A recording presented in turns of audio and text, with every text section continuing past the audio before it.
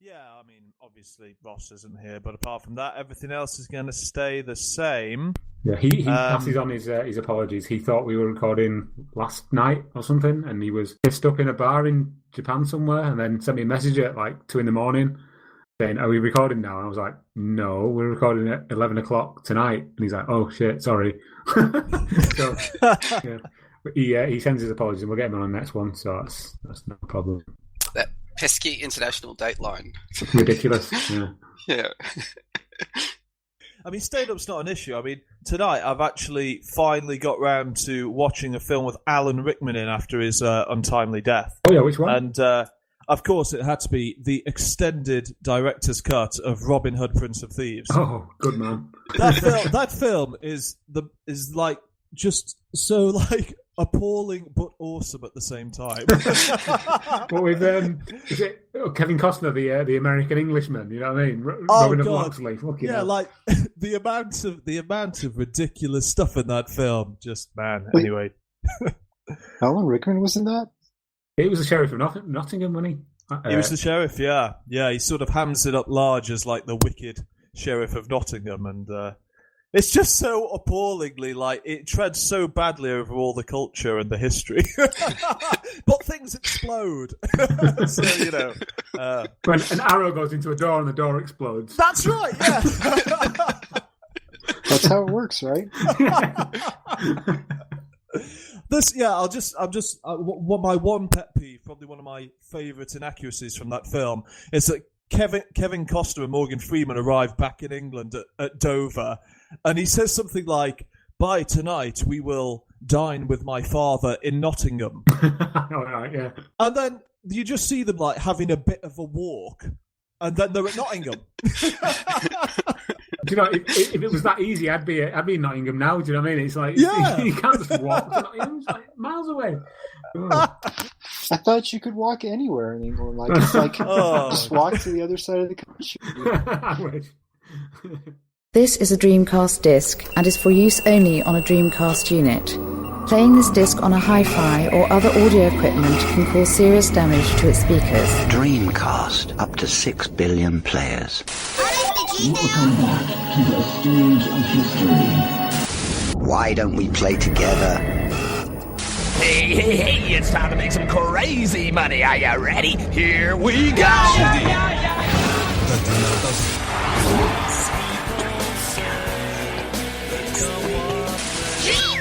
Please stop this disc now. Hello and welcome to episode 25 of the Dreamcast Junkyard DreamPod. My name's Rob, I'll be your host for today's show. But we've also got more people than me, which I'm sure you'll be pleased to hear. First of all, we have Tom. Say hi, Tom. Hi, Tom. I couldn't resist, sorry. Next, we've also got Mike. Hello. Good to hear from you, Mike. We've also got Scott, all the way from Australia. Good day. Good day indeed. And we've got the B-Sharp Major General from America. Say hi. Howdy, y'all. Excellent. I'm glad to see those sort of like country-specific hellos. Today we've got a really good show. There's lots to talk about with big opinions, so I'm going to expect big opinions from all of you gents. And we're going to kick off, how we always kick off, with what we've been playing. I think I'm going to start with B-Sharp. What have you been playing? Well, in terms of Dreamcast, I'm putting off playing Sonic Shuffle because I want to try to route it, but it's hard to get started because I remember how bad it is and how the AI cheats. And I remember how bad it. Well, I've never actually played it. That's how bad it is. I've heard. I've not actually even started it, so I'm in good company with that. But in terms of games I'm actually playing, it's non-Dreamcast. It's Final Fantasy IV: The After Years. Okay, cool. Awesome. Let's move on then. Mike, what have you been playing? Dreamcast-wise, I've been trying to go through some puzzle games. I think with the imminent arrival of a game which we'll mention later on, I've gone back to some of the puzzle games, some of the Goat Store games from a few years ago. Oh, yes. So I've been playing a couple of them, but not much, to be honest with you, because mostly it's been Fallout 4. I'm afraid I've been hooked by Fallout 4 yet again. So how many hours have you poured into that game now? It's close to about 70 hours now. which isn't too bad since I'm playing other games at the same time. So I'm quite happy with that. Are you sort of just like ploughing through the main story, or have you sort of got lost in the myriad of like side quests and madness? It's Fallout. You never play the main quest. You just play the side quest. Unless it's Fallout 1, where you've got a clock ticking down going, yes, if you don't get the water chip, then it's game over. Yeah, well, actually, I bought Wasteland 2 okay. on PS4. I haven't even played it yet. I bought it so I'd have that sort of old-style Fallout feeling, but unfortunately, no. Fallout 4 has gripped me, and I'm currently wandering the wasteland with a dog. Nice. What about in the game? Yeah. What about in the game? Thanks, Tom. Thanks for that. Awesome. Okay. Let's move on again. Scott, come on, talk to me. What have you been playing? I think I quickly played Leona's Tricky Adventures this morning, which we'll talk about more later. Yeah. And if I get into too much detail about everything I bought recently, I think I'd pick up the rest of the podcast. So if you haven't seen the blog site posts, there's about 20 or almost 30 odd Japanese titles I've picked up for cheap. Most of them are rubbish, and you'll never play them, but they look pretty on the shelf. But I'm glad that I got a shout out. Come on, what do you think of Netto de Tennis? I haven't had a chance to give it a go yet, but it's on my to-do list. Yeah. Scott, I've got a question. Did you buy them all from the same person, like in a big bundle, or did you buy them from separate sellers, or what? Yeah, no, it was. There's a proxy service in Japan, so they're all from Yahoo Auctions Japan, so various sellers on that site, and then this service, buys them for you, collects them at a warehouse, bundles them all together, and then sends it off. I did wonder how it would save on postage. Yeah, because it came in a massive box, didn't it? And everything was kind of individually wrapped. So I was just kind of a bit curious as to how that worked. But yeah, cool. Cheers. Weirdly, actually, Scott, when I saw that post you put up about all the games you bought, I bought pretty much about half those games in a bundle myself the same week. Oh, really? From a seller on eBay. I bought like 25 Japanese games. And I was like quite, oh no, I've bought games I'll never play. And I saw your picture and I thought, well, actually, I'm not the only person doing this at the current time. Yeah, we're not alone. Buying a massive Love Hina box, it's got like these 3 brides on the front. I'm not quite sure if my gaming collection's got to a point where I can justify having this very odd-looking box. It's massive. I thought it was actually going to be wrapped up in a massive box when it came, and it was just actually the box itself with wrapping paper around it. It's huge. Right. Yeah, I saw a picture of it on the Facebook page. I'd never seen that version before. So, yeah. I think I've got the same game, but it's just in a DVD case. It's just pretty small. So can I ask, Scott, now with this bumper sort of additions, this big brace of games entering your collection, how far are you away now from where you're going, basically, with this?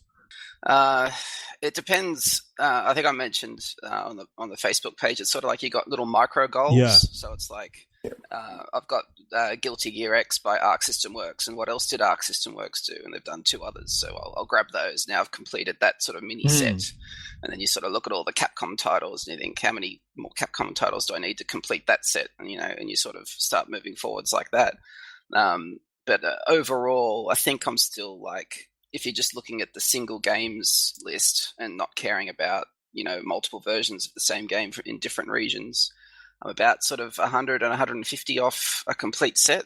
And most of those are just a lot of internet-based ones that were released in Japan that, don't even work anymore. So it's sort of hard to get the gumption to, I'm going to buy all those games that don't work anymore, just have them on the shelf. So it's sort of, I'm nearing the end. I keep thinking I'm nearing the end, but then there's always something else that you want as well. So I've got about maybe a couple of dozen of US PAL releases that I don't have, but they're the bottom tier sort of releases. And after I get those, I'll probably be done. But something else will probably spur me on at some point. Go, get the rest. Go on, you can do it. The finish line can always be pushed back a little bit further.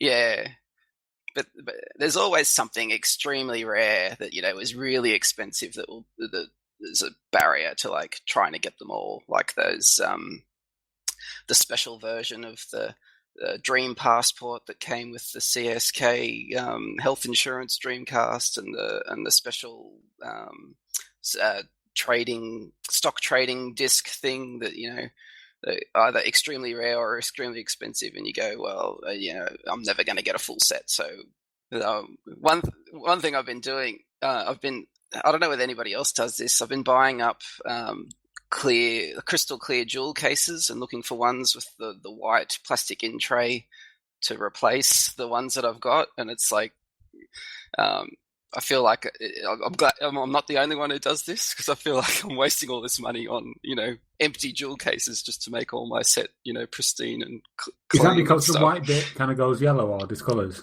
over time? Yeah. And, you get scratches and stuff on it as well and things. So, but yeah, that's I'm in the process of trying to track down some white plastic trays. So. Cool. Is that it? Anything else? No.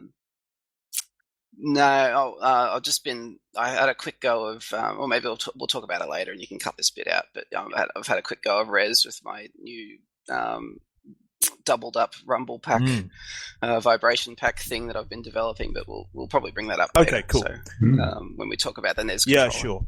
Okay, let's move on again. Tom, what have you been playing or buying? Oh, okay. Well, I didn't really buy this, but I want to say thank you to Scott for sending me all the way from the land down under, the Naomi 2, which he sent me. When was it? Was it like October or something that you sent it? Yeah, it was about 3 months ago. Yeah, I'd completely forgotten about it, and then I got this slip through the door. Weirdly, on the same day that you sent me an email saying, "Well, you should be getting it around about now," and lo and behold, that's what it was. And yeah, thanks very much for that. I appreciate that. As far as I know, it doesn't. Does it work, or is it? I gave it a quick test with the other components that I have, and it didn't work immediately, but I didn't really spend much time. To be honest, I'm really not bothered about it. It's nice just to have one, as a nice kind of piece to just have in the collection. I'll probably get a cart for it as well, just to slot in to make it look complete, which is, but yeah, thanks very much for that, Scott. I appreciate that. No worries. Dreamcast-wise, I've been playing on a game called Speed Devils, a game I've mentioned many a time on the DreamPod, and yeah, I really just wanted to test it to see if it works on a VGA monitor, and it does, and it looks amazing. And I got into testing it and then started playing the single-player mode, and about 3 hours later realised that I was just meant to be testing it to see if it worked on a VGA monitor. And I just forgot how good it was, with all the gambling and the upgrading and the buying of new vehicles and this, that and the other.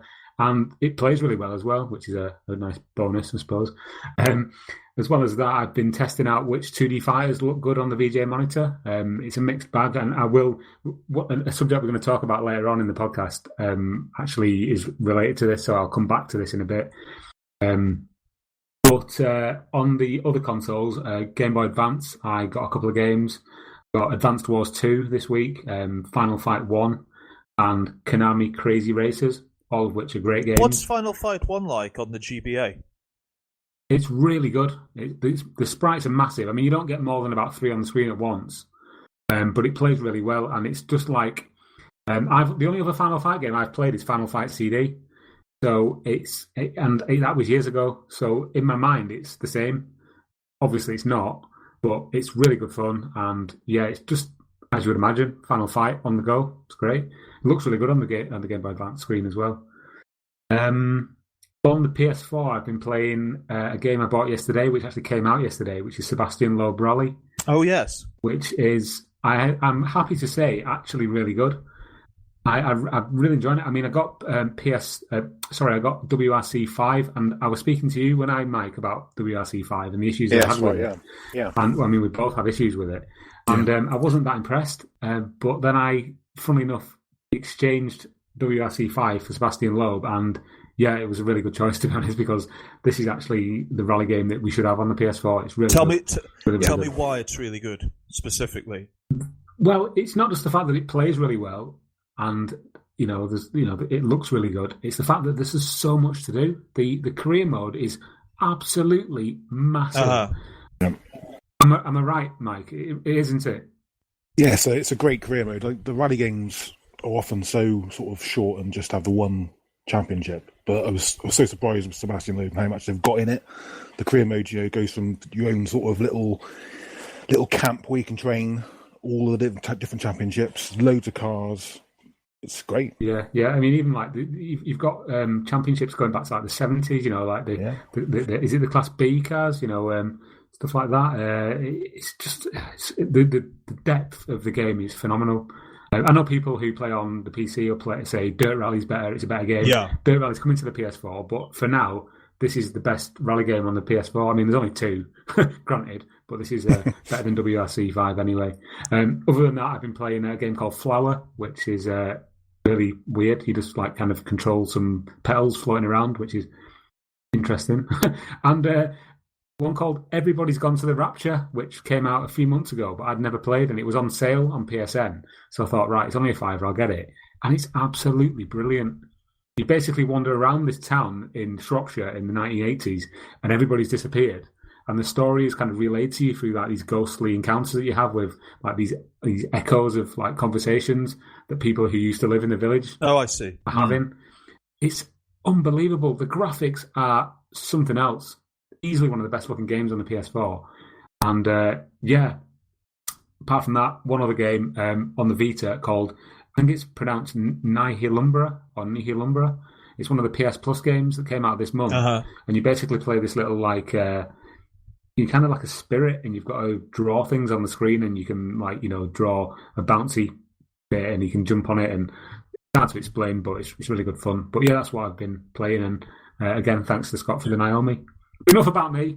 What about you, Rob? What have you been doing? Oh, yeah, awesome. It's been for a couple of weeks now, but I haven't spoken about it really because I really didn't know what to make of it. I've been playing Xenoblade X Chronicles on the Wii U. Oh, yeah, I've heard good things about that. Yeah, it's phenomenal. I don't really know how to describe it. It's kind of like it's a JRPG, team-based, Final Fantasy style. But the thing that sort of separates it is that about halfway through the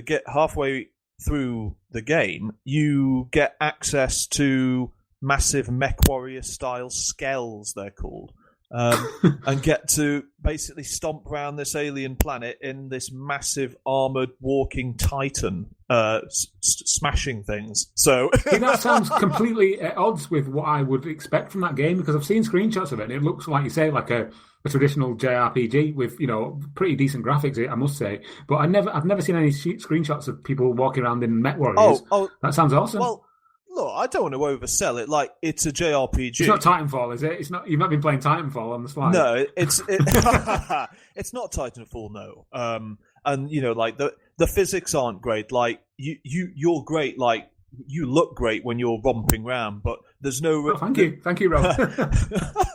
There's no real like serious collision physics or anything. You know, it's not very visceral in that regard. But just in terms of the looks, it's really, really good. It's just incredibly addictive as well. So I've been playing that. I've been playing a bit more Castlevania Symphony of the Night, which is great. In terms of Dreamcast, I played a bit of Dead or Alive 2, which is fabulous. And in terms of what I haven't bought anything this week, but I did win that Hanshin Tigers Neo Geo Pocket Color. Oh, you did? Yeah. Oh, excellent. So I'm super happy about that. I still haven't got the Solid State Dreamcast though. Not Solid State, sorry. The fanless one. The fanless Dreamcast. I've still not got it, so I'm sorry that nothing's gone up on the site yet. But hopefully that will be soon. I meant to ask about that. Is that a mod, or is that the first version of the hardware that was released? It's the first one, yeah.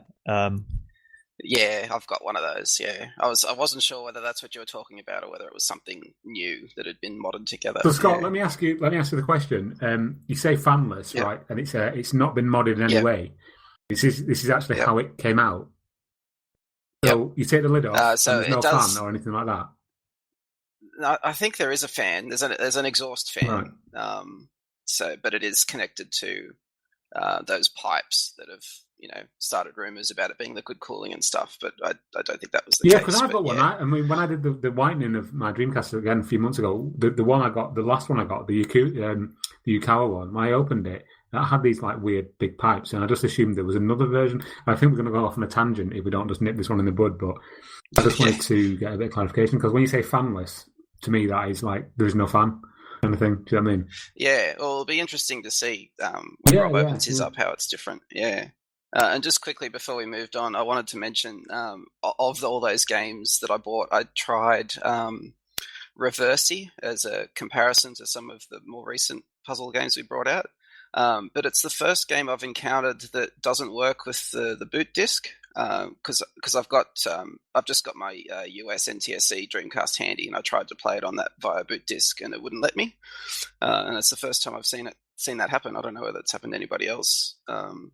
Trying to, use the Utopia boot disk or, various other boot disks to get a different region game on a system working, but it didn't work with this one. It just froze at the under license from Sega screen and didn't go any further, which was it's a first for me. I don't know if it's happened to anyone else before. Okay, we're going to move on, gentlemen. That was what we've been buying / playing / doing. Okay, we're going to move on to the news. And first up, we've got it's a pretty good piece of news, to be honest. And that's that the Dreamcast Junkyard has been selected for the UK Blog Awards 2016. It's a really big deal for the site because it comes off the back of last year we were nominated for the UK Pod Awards. So, yeah, we're really excited about this. Tom, do you want to just talk a little bit more about it? Yeah, totally. The UK Blog Awards is quite a big thing. This is like the third year it's been running now. And I remember like a couple of years ago, I saw it for the first time and I thought, that'd be quite interesting to see if we could enter the Dreamcast Junkyard in that, because for all intents and purposes, it is a blog. We run on Blogger. And then I forgot to enter. And then the next year rolled around and then again, I forgot to enter. And then this time I thought, right, I've got to keep a note of the date and I'll enter the blog. So I did. And, we the first period was down to like a public vote. So people had to vote for their, the favourite blog, and you were allowed to, promote it on your blog as much as you wanted to or on social media or whatnot. And we did. And, we got obviously quite a few votes. So I just want to say thank you to people listening to this and to those people who actually voted and read the site and took some time to give us a vote. But yeah, the shortlist was announced a few days ago. And we were in the digital and tech category shortlist. So there's ourselves, and I think there's like 4 or 5 other blogs who are involved with like digital and tech stuff. We'll be going to the award ceremony on the 29th of April. We'll be representing the Dreamcast community there, and hopefully, we may even come away with a prize. I'm not going to be disappointed if we don't, but it's a great, honour really to just be shortlisted. So yeah, thank you to everybody who voted, and long shall the Junkyard continues to dominate.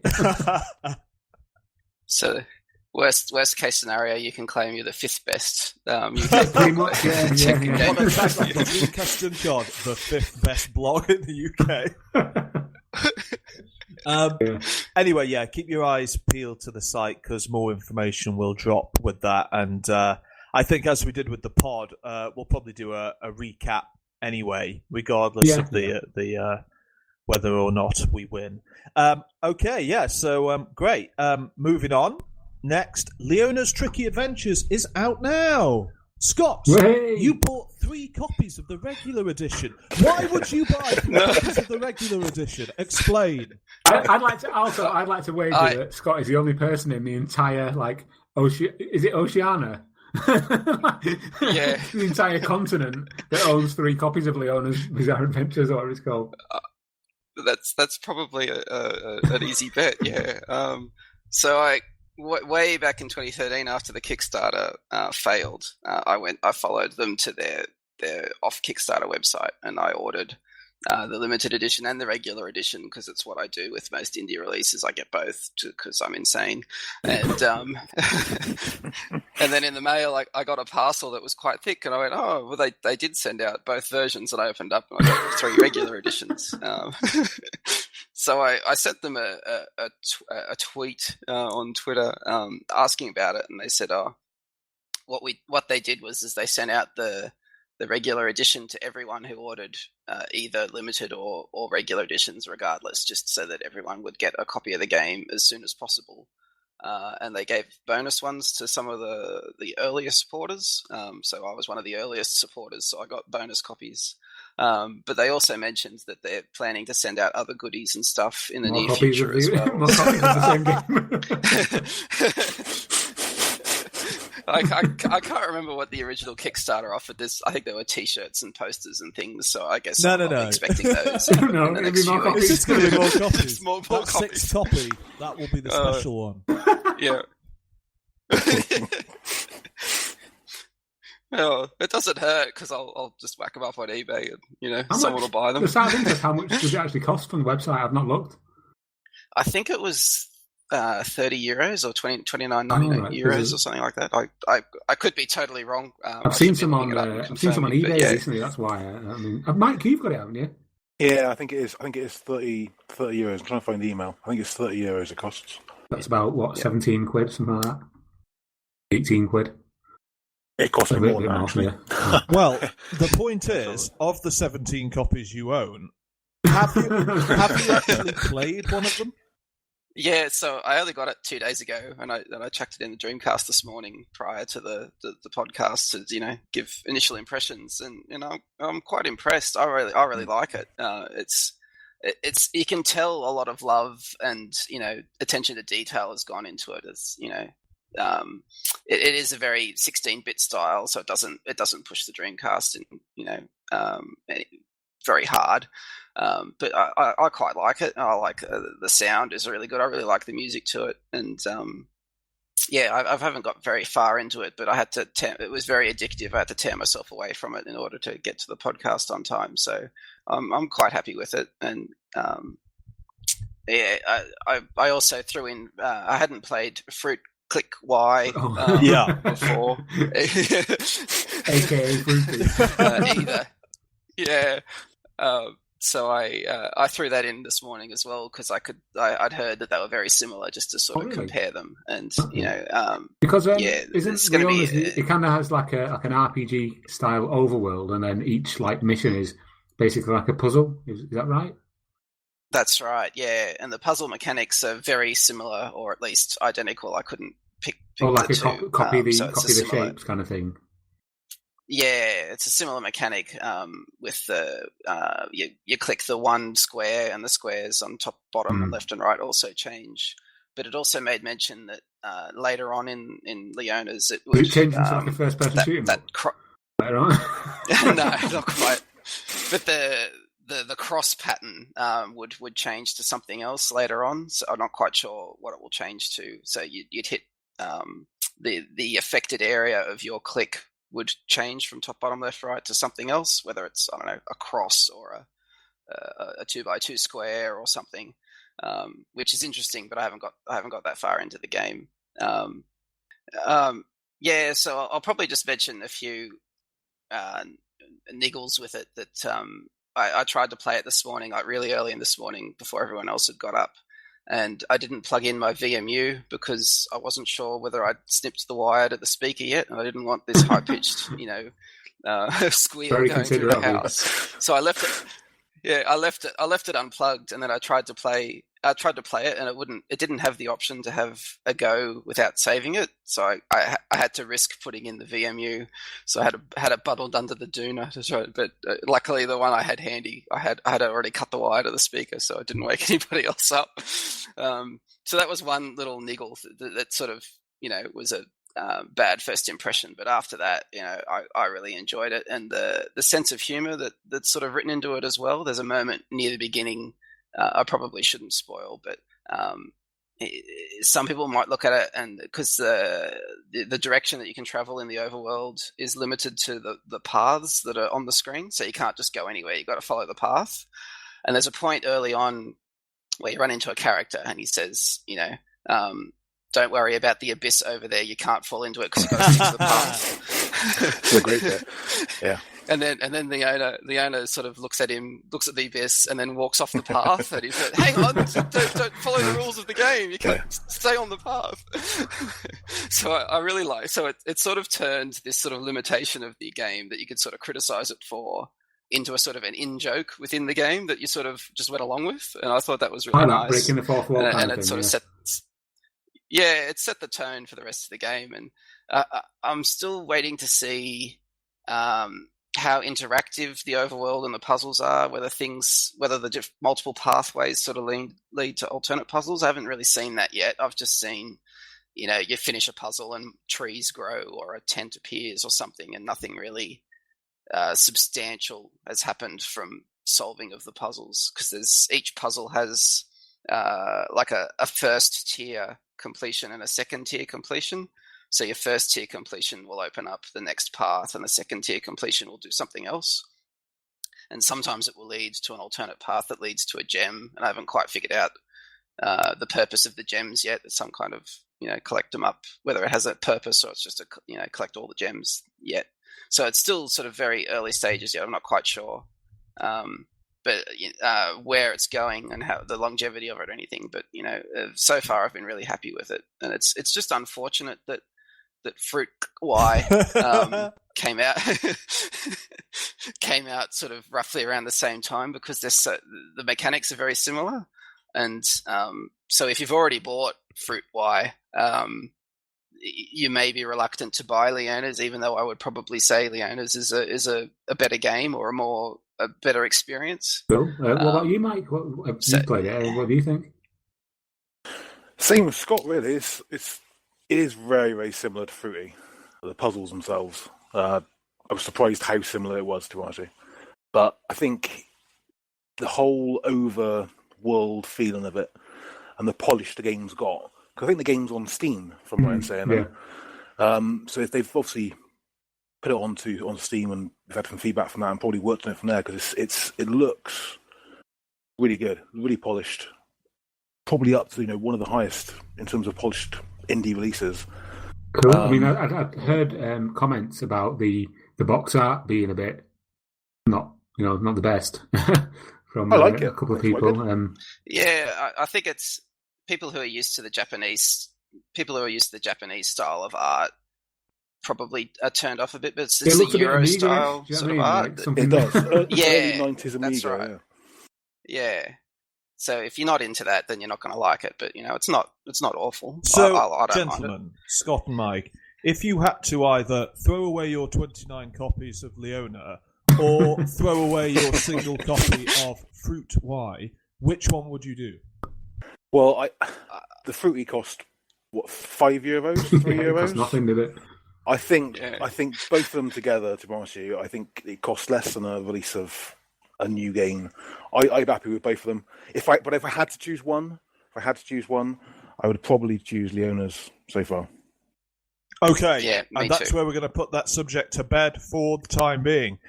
Next, we're going to move on to another game. This one hasn't been released, but was just revealed on the Dreamcast Junkyard. Defunct developer Fenris Wolf apparently made a game. I'd never heard of them. Had any of you heard of them? Nope. Nope. Nope. Nope. Well, apparently they were making a game. That's what I read on the Dreamcast Junkyard this week. Yeah, basically, I'll take the lead with this Thank one. you, Tom. No worries, I'll save you from this this pit. I had a random email from a guy called Adrian Brown, his name is, and he was directing me to a new thread that had started up on the Dreamcast Talk forum, where somebody had discovered this game called Traveller, which was in development by, a defunct developer called Fenris Wolf, who did do a couple of PC games in the early to mid 90s.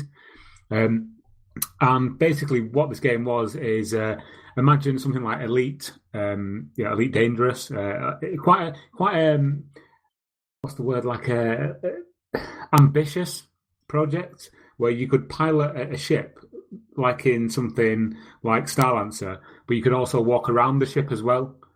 And then when you were on board the ship, you could also carry weapons, and it became kind of like a first-person shooter.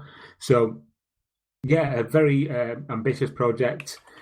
And Sega basically pulled the plug very early on. And what this guy, Mark Jones, who was one of the developers on the game, has done is he's saved quite a few of the development artwork images and put them on his own personal website, and that's where Adrian came and he discovered them and put them on the Dreamcast Talk forum, and I thought it was very newsworthy because I'd never heard of this game before, ever. I've never seen it mentioned in any magazines, anything. But yeah, apparently it was due to be a launch title for the Dreamcast, but Fenris Wolf came into financial difficulties. They were sued over some other game that they'd made by a big publisher, and they were, put into the ground. And yeah, all that remains of this game, Traveller, is the early images from Mark Jones's portfolio. And looking at the images, you can tell the mock-ups they're not running on Dreamcast hardware at all. But from what I can tell, and from speaking to him via email, he has got more stuff about this game, more assets, more video that he'll be releasing very soon, hopefully. Just to give a bit of background on Mark himself, he's a graphic artist now, but he's worked on some pretty big games. He's worked on stuff like from Bethesda. He started making games like in the Amiga era. Do you know what I mean? He's really well known in the gaming community. So this is obviously genuine. He's not going to just put this random rubbish on his website and say, "Oh, I made this." Not real. But yeah, I just saying there's another game that we've never heard of, the Dreamcast. Yeah, no, I mean, I've had a look at it, and I think ambitious is probably the correct word. I mean, I don't know if that was ambitious to folly, considering that this Fenris Wolf clearly weren't very big. I mean, from the images that everyone should check out on the Junkyard, like the interior shots look very Unreal Tournament-y, I would say. And considering this is 1999, I'd say, yeah, no, that's probably what they were going for. But yeah, you're right. I think the thing that makes it exciting is that sort of, as you say, like elite Homeworld. Anyone play Homeworld? No, I've not played it, but I know of it. I mean, it's the one thing about this entire subject that really fascinates me is the fact that we've never heard of it. We're Dreamcast fans and we've never heard of it. What other games are out there that we've never heard of that were in development and stuff exists on workstations in people's attics or garages or basements? Do you know? There's so much stuff that's out there still yet to be found, and this is a prime example of that. It's I love it. Yeah, Mike will probably back me up on this. When you start delving into the catalog numbers of Dreamcast games, especially the Japanese ones, the third-party developers have their own unique code, so it's T-3-digit number. And if you start, looking at all the games that were released and looking at those T codes, you start to see gaps in the numbers. So it'll go like, T412 and then T414, and well, who was T413? Who were they and what were they working on? And they never released anything, but there was some kind of developer that secured that third-party code that was working on something at some point, but nothing ever happened. And there's a lot of instances of that in the third-party codes. Yeah, I didn't even know that. I found that fascinating. Hearing that now. So yeah, it's the same with the white labels as well. All the white label, the promo discs. There's so many missing gaps. That obviously they probably weren't pressed, but it shows how many games probably went to Sega to actually have that sort of whole process of going to be published. Yeah, because I think you're both right, because there's going to be gaps in every console, sort of. If there were those sort of codes for every console, which there probably isn't, but if there was, then there would be gaps. But I think because of the Dreamcast and because of how it ended, then there's going to be a hell of a lot more. Would that be fair to say? Yeah. One thing I will say, sorry, Xander, one thing I will say is that if you think about it in this way, a year ago, we didn't know about Take the Bullet or Colin McRae Rally 2 or Traveller or Renegade Racers or all these games that we've found. What we're going to find in the next 12 months. It's just so exciting. Yeah. Sorry, Xander, I cut you off then. What were you going to say? No, I was just saying that's pretty interesting that would happen for the Dreamcast. Yeah, it is. Interesting time. Awesome. Okay, gentlemen, we're going to move on because time is progressing. Okay, Ducks 1.5 Special Edition is happening, apparently. Are HughCast starting to lose the plot? Gentlemen, yes. Yes. Is this a massive cash grab? Gentlemen, opinions, big opinions. Yes. Hang on. Scott, come on. I don't want to be too disparaging of Hucast, because you can look at it from the perspective that, you know, they could say, you know, hey, Dreamcast community, we're developing Redux 2, we're running out of money, you know, can we, you know, have some sort of fundraiser where you just donate us money so we can continue making Redux 2? Yeah.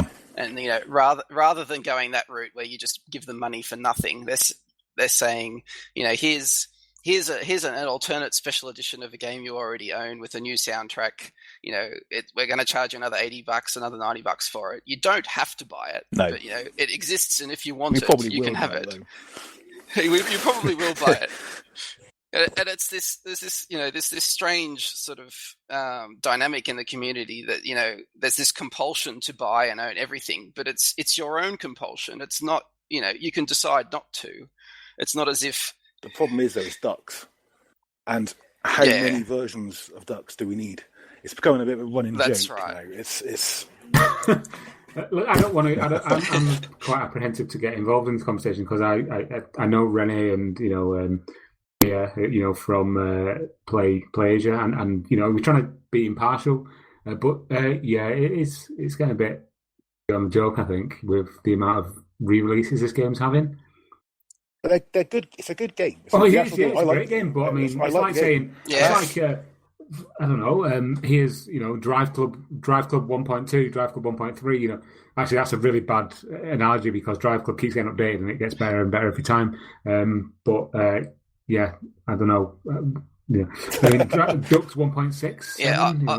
Yeah, I would like clarification about exactly how much has changed from the last release of 1.5. Like, I know they're talking about a remix soundtrack, but I'd like to know exactly what else has changed to you know, push me over the edge of, you know, potentially buying it, because I haven't quite got a sense of, like, they've talked about, you know, 60 frames per second and high res visuals and stuff, but I can't remember whether that was in the last version of Dux 1.5 Somebody either. made a really good comment on the Facebook post that you put up, Scott. Somebody put, why don't they spend the time trying to fix Ghostblade? Well, I wouldn't be surprised if that doesn't happen, you know, midway well, look, through the year. if anyone's got the 70 to 90 odd euros, I don't know what it is, to buy another special edition, you can do that pretty soon. I think pre-orders are already open. I'm seriously considering it. Oh, Scott! Yeah. I'll buy one. I'll buy one now. There you go. There's two purchases already. What are we talking about? I've no issue buying one. I've no issue buying it. You know, it looks good in the collection. Yeah. It's just I just wish it wasn't. You know, it's as much as I appreciate the fact that these developers are still bringing Dreamcast games out. It's just becoming a little bit of a running joke. Yeah. In some sectors, you know, as Scott said, you know, if it's a funding Redux 2, fine, just say it. It's a funding Redux 2. I don't think they have. No, have they said that? Well, if they have, no. then great. But I'm going to guess they haven't, and I think that's the point. I think that it's becoming a joke because I think that's probably it's quite obvious that that's what it's for. I mean, and I appreciate that these guys aren't getting funding from, you know, they're not like swimming in money or anything. They need the money to continue development on new games, and that's amazing. That's really cool. But I think just a little bit of transparency would be great. Okay, let's move on. Finally, last piece of news. Somebody, and I don't know who it was, so apologies, put up on the Dreamcast Junkyard... Was it Scott? Oh, Scott. Sorry, Scott. No, I replied to it, but someone else brought it up. Oh, well, there we go. On the Junkyard Facebook group, somebody put up a eBay listing advertising a NES Dreamcast controller hybrid. Now, this was retailing for, was it $99? So, okay, if you haven't seen it, who wants to describe it? Come on. I'll describe it. Basically, if you buy a NES controller and a Dreamcast controller and you cut a hole into the base of the Dreamcast controller and rewire the NES buttons to the Dreamcast buttons, then you can use the NES controller on your Dreamcast. It's a simple solution. I horrendous, let's be honest. Yeah, it's not going to be very you've got this useless lump of weight in the middle of your cable between, your Dreamcast and your NES controller. So it's basically a Dreamcast controller with a NES controller coming out of the Dreamcast controller. Yeah. What? So you daisy chain your NES controller into a Dreamcast controller, and then you can use the NES controller to play NES emulation on your Dreamcast. And in one sense, it's a simple solution to a non-existent problem that, is, I applaud the guy for giving it a go. And you can scoff at the $99 mark, but, if you did it yourself, you're probably going to have to spend, at least $30 to $40 on a Dreamcast controller, maybe $20, $25 on a NES controller. And the shipping of those controllers to your home, you're getting close to that amount anyway. But, on the flip side, you can just use a you Dreamcast can just controller. buy a whole new NES. You can buy an entire NES and a couple of games and a NES controller instead. But I could imagine this extending to extending this idea further. If you had if you took the Dreamcast circuit board out of the controller, put it inside a box, and had a NES controller port, a SNES controller port. Oh yeah, kind of like a Total Control. Yeah. For older consoles, and have some kind of switch, and even a Neo Geo controller, like those sort of main groups wired to a Dreamcast PCB and then to the Dreamcast. That would be a good idea. Like I say, I agree with you totally there, Scott. That sounds like a really good idea. An actual proper Total Control for something that's not just a Saturn or a PlayStation. That's a really good idea. So his idea is leading in the right direction, but the actual execution needs a bit. It's amazing. I think whenever you look at any good idea, the path that leads to the final product is littered with these kind of abortions, and this is one of them. I remember when I saw it. When you wake up in like the middle of the night and you just like look at your phone, see what time it is, and then you like kind of click on and you like go down the rabbit hole of looking at Facebook and Twitter 3 a.m. And that's what I did. And I looked at Facebook and I saw this thing. I was like, am I still asleep? Like, what the fuck is this? And just kind of clicked off it. And I was like, did I see that thing last night? Oh yeah, I did. I think lots of people, including myself, have been inspired by what's the guy's name in Greece? Was it Chris who's done the Dreamcast? Yeah, Chris Dagger. Yeah. So he's created this phenomenal piece of kit, and he's charging a lot of money for it. And people are sort of thinking, I can make money off the Dreamcast now by developing something, in that same area. But it needs a little bit more work than this controller. And there's lots of little ideas that you think about, but it's hard to work out the cost benefit analysis of actually, going to the effort of making a small production run. Because like this morning, I'm talking about the VMU with the high pitched squeal. Like it wouldn't take much to add a switch to that you could turn the speaker on off. No. And I could imagine that would be something people would buy. I mean, Chris is even looking at doing. I know this has been done before, but like a lit VMU, so yeah, all these things exist, but it's just getting the cost down and making them available to people. So go on. But the beep's part of the fun. It's the unique part of the Dreamcast experience, and you get assaulted before the game even starts. I've been sort of traveling down this rabbit hole as well. You've probably noticed posts on the Facebook group about I'm looking to bring the Res Trance vibrator to Dreamcast. Mm-hmm. And the version I'm up to at the moment is basically just piggybacking one vibration pack off another vibration pack. So you've got one in the controller and then a cord to another one that you can have elsewhere. This whole thing fascinates me. I mean, what the original one for the PS2? What's the point of it? What does it do? Just sit on the table and vibrate?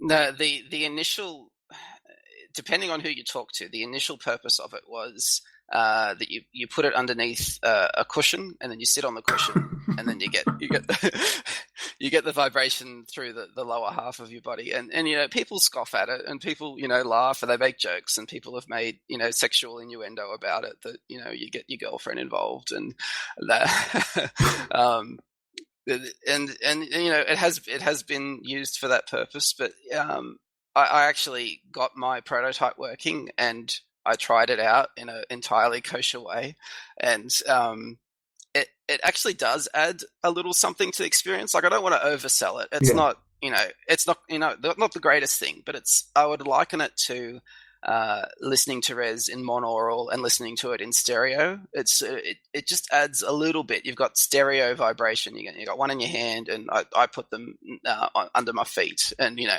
it did add a little something to the experience. It didn't, it wasn't, the greatest thing ever. But the official kind of jump packs for the Dreamcast. So you're only going to get the amount of vibration that they can put out anyway. Yeah, it's not going to be like sitting on a diesel engine or something, is it? No, that's right. Yeah. So I have had a couple of people interested in me making, a few more than just one prototype that they'd like to buy some. It's cool though. You've done that. Yeah. And I'm sort of you sort of look into the horizon and think, well, if I did a small batch of 100, would I be able to sell them, and how much would I be able to sell them for? And $99. Yeah, that seems to be the starting price these days, doesn't it? For anything anybody makes. Yeah. If I did that, I can't imagine that I would sell my entire production run, because you can buy the original PlayStation 2 version for $40 or $50. So you'd want to keep it at least around no more than that. Scott, listen. Yeah. $99 with a NES pad coming out of one of them. Yeah, that's right.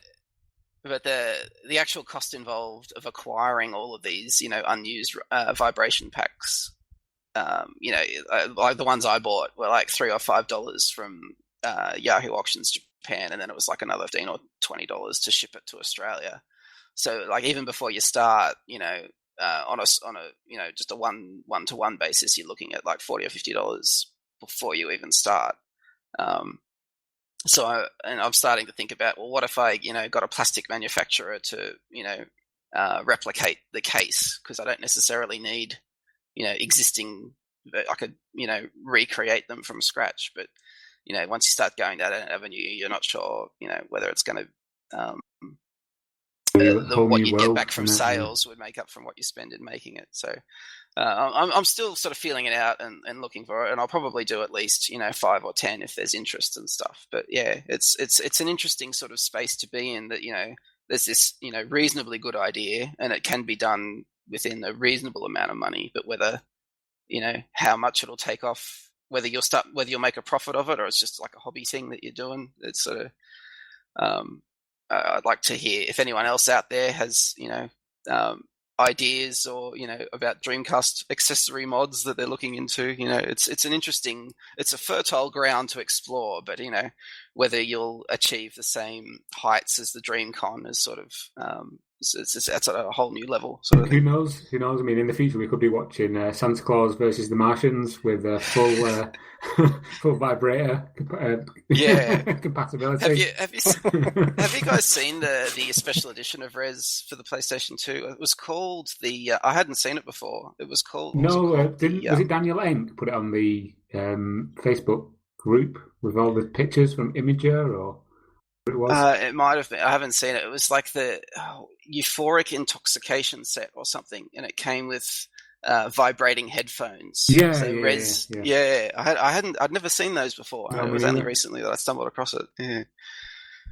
Awesome. Okay, gentlemen, that brings the news section to a close. We're now going to move on to something a little different. Just this week, I've been watching loads more of the Awesome Games Done Quick speedruns on YouTube, and it's really cool. If you haven't heard of Awesome Games Done Quick or Summer Games Done Quick, then search for them on YouTube. It's a really good show, and they're really good speedruns.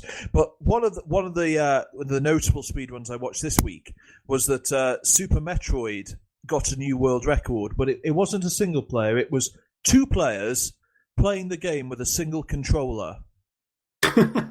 And they beat Super Metroid in, I think it was 52 minutes.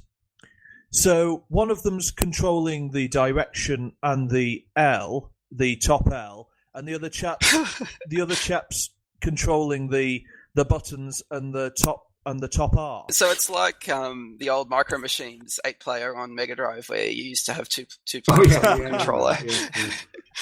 Yeah, exactly. That's insane. It was crazy to watch, but my point is, which games do we feel would be cool for speedrunners to really have a go at on the Dreamcast? Nomad Soul. Yeah, reading that text is hard enough. It's that small. No, I mean the obvious ones like the Sonic games, both adventures I have seen on. Oh, I've got one. Sorry, Super Magnetic Neo.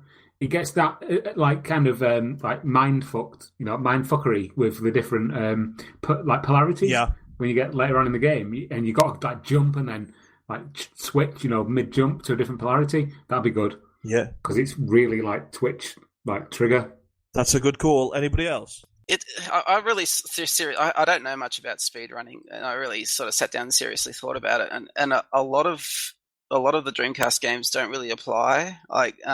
When you think about most shoot 'em ups, the progression is sort of fixed as you move up the screen or across the screen. The only opportunity you have to reduce your time would be at the boss battles, which is something, but there's a lot of restrictions. And I was just going to say then, I mean, if people aren't, if nothing really springs to mind, let's just talk generally about speedrunning. Is this something that any of you guys have heard of or find interesting, or have you ever attempted to speedrun any game? I've not. I mean, I know of the subject because I've watched, Doom. Yeah. Doom 2 speedruns. I find them fascinating just because, I watch them just because I love Doom, and I've never actually tried to do them myself. But I do think there are quite a few games on the Dreamcast that could be speedrun. I mean, you've got things like first-person shoot-em-ups like Soldier of Fortune. I know you'd have to wait about half an hour for each level to load, so that couldn't be added to the actual speedrun itself. No. But I think there's games like that could be done. I mean, I know Half-Life wasn't officially released, but you can get it, so that could be another one. So it's it's not that it's not impossible to do it, but it's sort of at that high level sort of speed running when you I don't have much experience in it. I don't have the patience for it, but when I've seen other people do it, particularly with the older sort of 8-bit, 16-bit games, they're looking for little, flaws or glitches or, strange things that you can do to break the game so you can finish the level in 3 seconds. Yeah, to exploit it and get a fast time. Yeah, an impossibly fast time. Yeah, and I can't think of anything like that on Dreamcast. And I'm not saying all the Dreamcast games are glitch free, but maybe there just hasn't been enough. Enough research. Oh, here's one. What about somebody trying to do a speed run of Blue Stinger? Ooh. That'd be good. Yeah. It takes about 10 minutes to kill every enemy. Yeah. And I can imagine you could pick something really obscure in Japanese that nobody's ever played, and you would hold the world record for decades. Well, Rob, you could do a speed run of Lack of Love, where you have to try and get the girl in the quickest time possible. Fire a Bacardi breather. You'll be done. I think a lot of those games, a lot of those games, there's no sort of time-based component that it would be. Once you've done it first, it can never be done any quicker. Because clicking through all the text and saying it can't be done any quicker than that. So you've got the world record and you would hold it forever. But one serious consideration, I reckon, would be Cosmic Smash. I reckon there's a lot of opportunity for a perfect run through that. Oh, that's a good shout, yeah. Yeah, that's looking through my list of games. That was the only one that stood out as the obvious sort of speedrun contender. I need to make a quick correction as well. I said Lack of Love, I meant Key to E. You did. Key to E, living in Northern City, yeah. I knew what you meant, Tom. Yeah. I knew what you meant too, yeah. There's also Toy Commander. You can fly around and figure out the optimal routes in order to get that down as fast as you can. Yeah, that's a good point. True. Yeah. That'll be a good one. Well, look out for me at Summer Games Done Quick playing Key to E.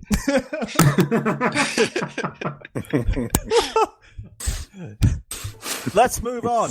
Okay, gentlemen, the Dream Pie. I want a Dream Pie update. Tom, give me a Dream Pie update. Do it now. Okay, the newest version of the Dream Pie software is now available to download, and the Dreamcast Now service is online, and by all accounts is running really well. I don't actually have a Dream Pie yet, but Luke Benstead, who is the creator of DreamPie, is sending me a line voltage inducer at some point in the near future, which is the cable you need to get the modem connected to the phone line. On this subject, just wanted to give a quick shout out to a guy called John Wiseman, who also does stuff with the DreamPie. He sells them on eBay. And we mentioned him in the last podcast with Luke, but we cut the bit out because we weren't sure if we were okay to mention him and what he's doing on eBay and stuff. So yeah, John Wiseman is doing quite a lot in the DreamPie community. So yeah, check out his auction on the old eBays. Yeah, awesome. But yeah, apart from, I mean, I've not actually used one online yet. I'm still waiting to get online with DreamPie. But when I do, you will hear about it. Excellent. I've been meaning to ask. I should just test it out for myself whether the broadband adapter works with the Dreamcast Now online service. I assume it would. I personally don't know. I mean, I'm not very knowledgeable in this field. I just kind of get told stuff by Luke and then write it. So yeah, you're probably best off asking him, to be honest. All right. Awesome.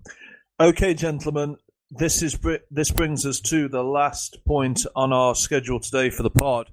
We're going to have another retro review. Yay! Yay! Yay!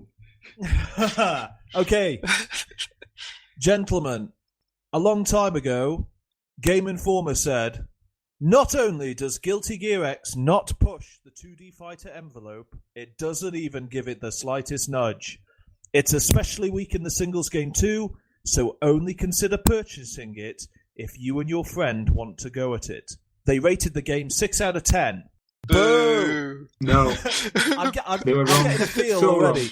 Wrong. Yeah, they're wrong, but Tom, tell me why they're wrong with specifics. Okay, this is just my opinion. Okay.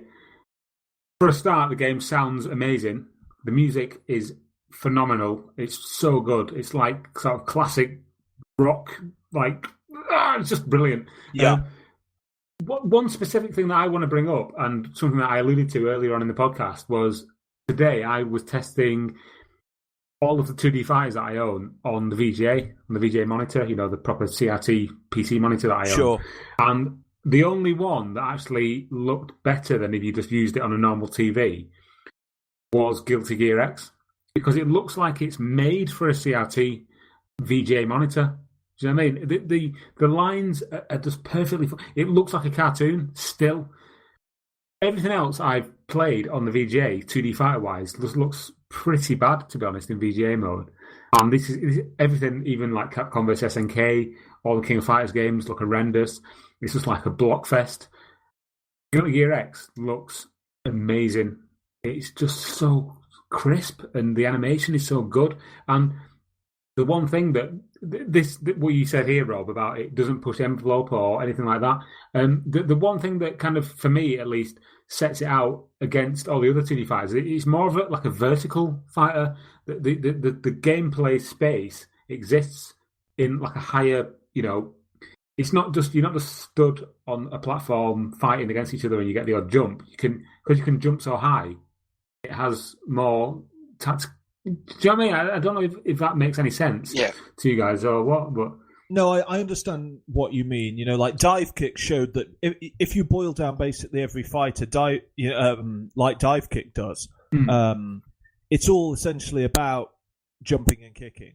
Yeah, aerial attacks basically, and this has it in abundance. You know, you can jump off the side of the screen and up and up and up, and it just keeps going vertically. You know, it's amazing.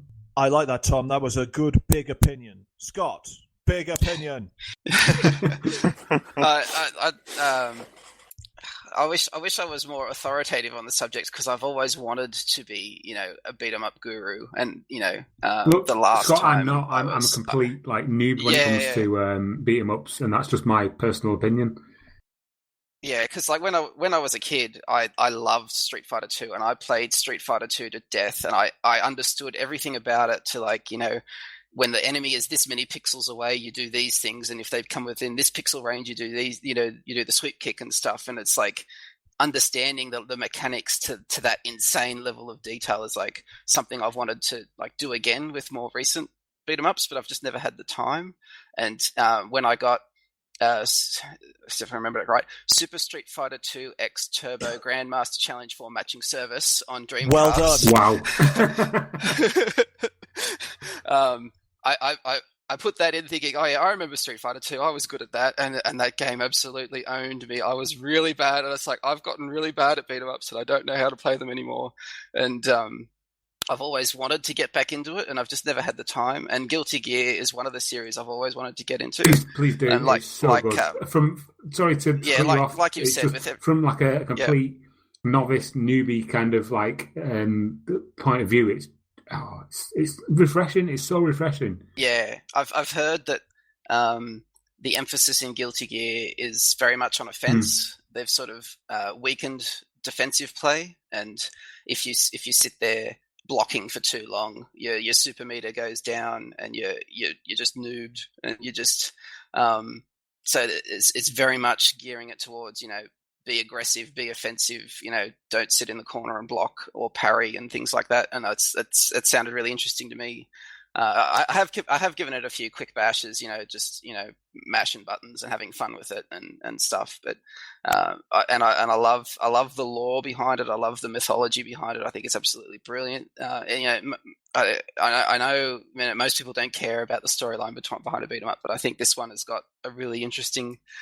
They put a lot of effort into it. I love the final boss of Guilty Gear X, how she's this the pacifist daughter of the first game's evil boss who doesn't want to get involved in the war between humanity and Gears, but she can't avoid it, and there's this bounty on her head. I think, and the theme song that goes with that, I think is it's just spot on. And I've bought all the Guilty Gear games. Like I've got the Guilty Gear for PlayStation, and I bought all of the Guilty Gear XS versions on Naomi. So there's like 4 different versions that I've just, and I even bought a Wonder Swan for Guilty Gear Petite 1 and 2. So I've got them all. They're all sitting there ready to go. Can I just make one other point just before somebody else has their opinion? One thing that I wanted to mention is just how great the characters are. I mean, the character roster is so amazingly individual. I was playing it earlier on this evening just because I knew we might talk about it today, and some of the characters that I kind of picked out that I just thought were amazing.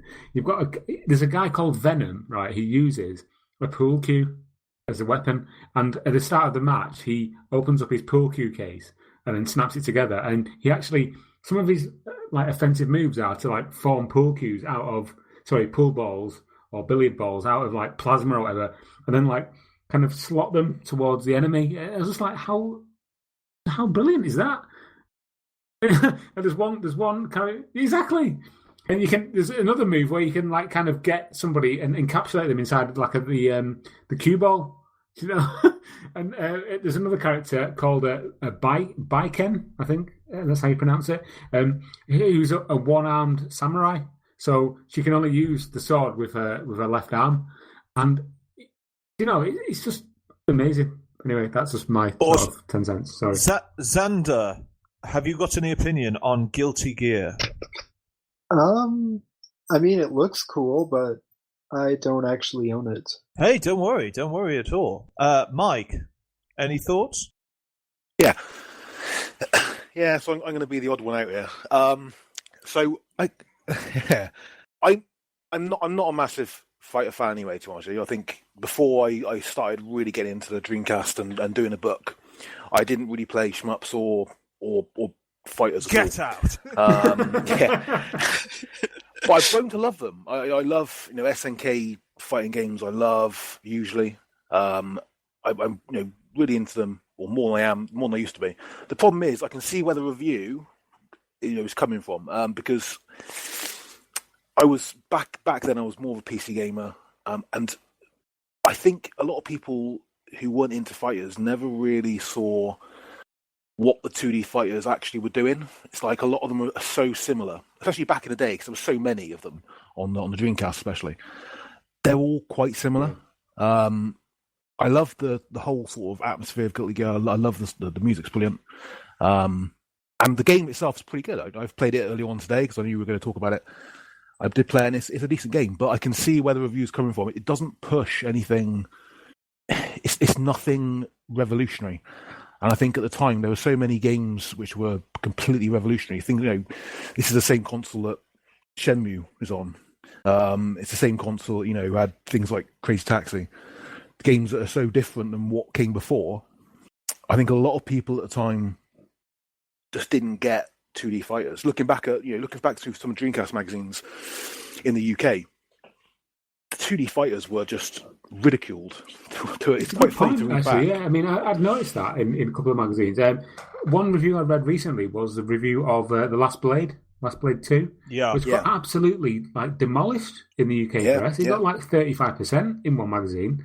I think every single one, up to Marvel vs. Capcom 2, most of them got just really. I think Marvel vs. Capcom 1 got terrible scores in a lot of the magazines. People didn't like it. I think number 2 did a lot better. I think that sort of changed a lot of things. But a lot of the games, especially the SNK fighting games, they're not well received at all. I think one of the quotes that stuck in my mind. I mean, I don't know if gamers or the gaming press at large have kind of matured slightly since the sort of the late 90s and early 2000s in the way that they appreciate 2D games. But one of the quotes I remember, certainly in the Last Blade 2 review, was that this looks like a SNES game. We've moved on. That's right. What? Are you kidding me? I mean, there's always a place for 2D games. Yeah, but a lot of games like that kind of era, 97, 98 to 2001, 2002, 2D was just not. It wasn't. I suppose it wasn't long enough in the past for it to have the sort of retro and nostalgia feeling. I remember the first Grand Theft Auto, which I absolutely loved. A lot of people didn't like the game. It never obtained the sort of Grand Theft Auto stratospheric sort of appeal that 3 onwards has had, because it was 2D. And I think a lot of people dismissed 2D. And I agree with a lot. I started by saying that I agreed with the review from back in the day, which I sort of do. That's not to say it's not a great game, because I enjoyed it massively early on. I do enjoy 2D fighters, but I can see what they mean by it not being revolutionary enough, not being different enough. I think I agree. I forget who said that then, talking about people maturing.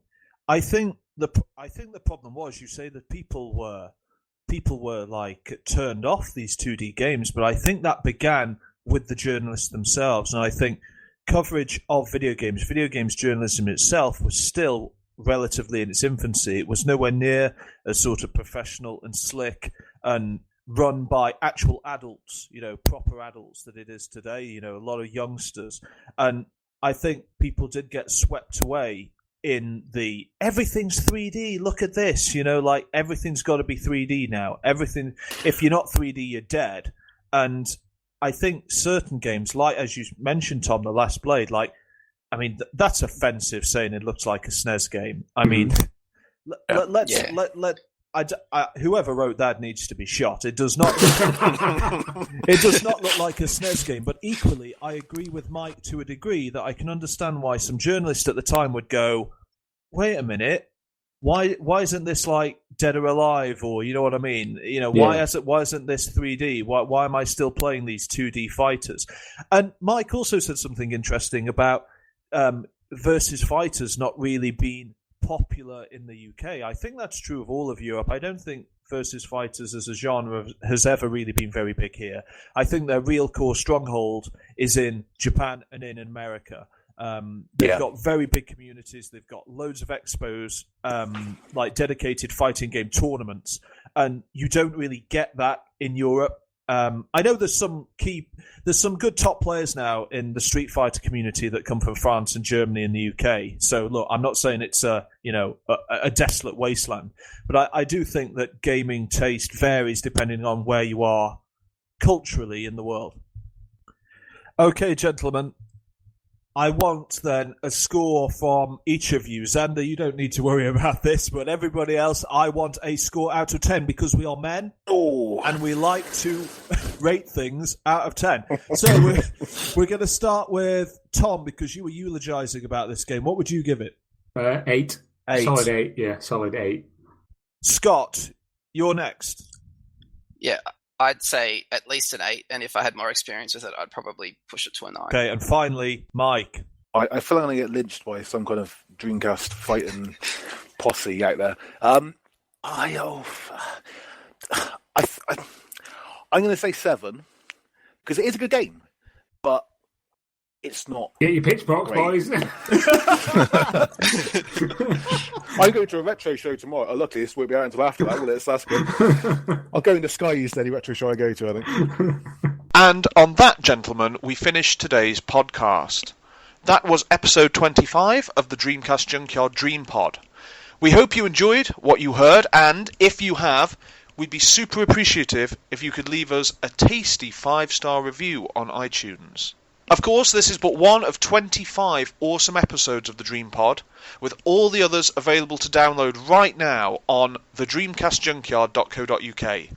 Just click on the podcast button in the top navigation bar. Further, a whole smorgasbord of top quality content is available on the Dreamcast Junkyard, ranging from developer interviews to unknown game reveals, how-to explainers, and awesome opinion pieces. In addition, the Dreamcast Junkyard also has its own Facebook group, which can be found at facebook.com/thedreamcastjunkyard, and its own Twitter account too, which can be found at Sega Junkyard. So be sure to check out the site, podcast, and social media pages for all the world's best Dreamcast coverage. Dream on! Please stop this disc now.